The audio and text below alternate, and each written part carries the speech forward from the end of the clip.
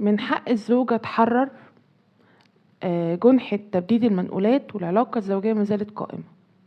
بمجرد ما انت مشيتها من البيت وطردتها وهي طلبتك بالمنقولات وانت رفضت تديها، هي من حقها تحرر الجنحة، وهي بتذكر ده في الجنحة انت عملت كده او لا.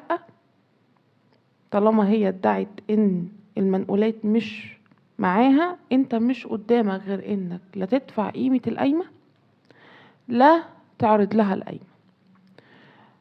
وانا طالما العلاقة الزوجية ما زالت قائمة مش بحب اعمل تبديد للمنقولات.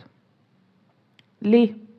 نصبر. يعني تبديد المنقولات دي محضر، تنزل جنحة فيها حبس فيها عقوبة، فمن الدعاوى التقيلة اللي بتتعمل للزوج، والزوج حتى لو في نية للرجوع مش هيرجعك.